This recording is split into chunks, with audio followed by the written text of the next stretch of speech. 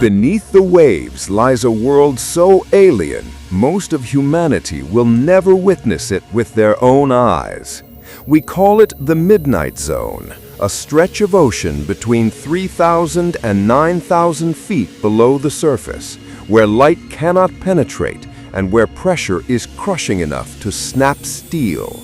It is here, in this unending blackness, that one of Earth's most enigmatic survivors drifts silently, the vampire squid, Vampirotoithus infernalis, which translates chillingly to the squid from hell. But in truth, it is not hell that shaped it. It is time and evolution and the unimaginable weight of the deep ocean. The vampire squid is not a monster, it is a relic.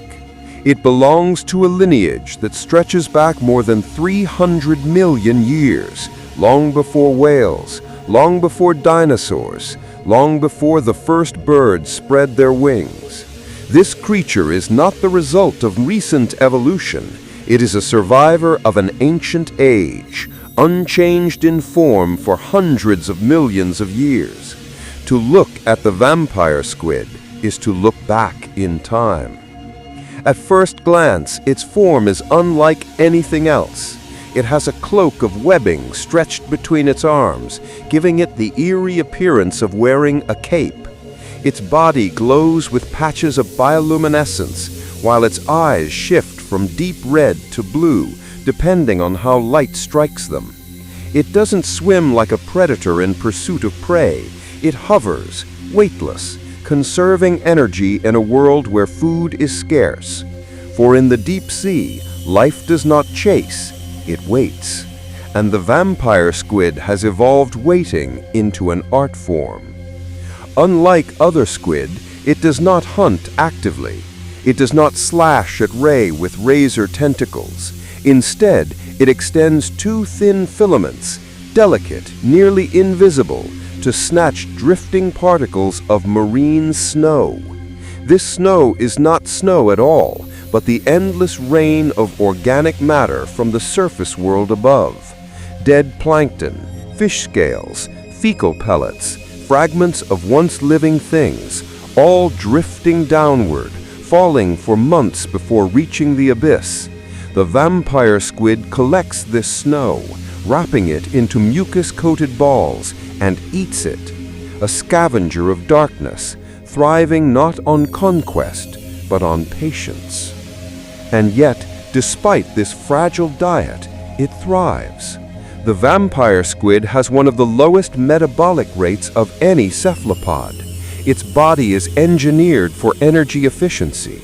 Its muscles are weak, its blood enriched with copper-based hemocyanin, which binds oxygen even in the thin, depleted waters of the deep. While other animals suffocate here, the vampire squid breathes slowly, calmly, as if the abyss were home. But this is not a creature without defenses. Should a predator approach, a giant grenadier fish, a deep-diving whale, or even a shark, the vampire squid unleashes a defense unlike any other. It inverts its cape, wrapping arms over its body until only spiny projections remain exposed. It is a cloak of thorns, a living umbrella of spikes. And if the threat persists, it releases a glowing cloud, not ink, for ink would be useless in the dark, but a burst of bioluminescent mucus filled with flashing blue orbs. In this sudden fireworks display, the predator is blinded, confused, and the vampire squid vanishes into the black.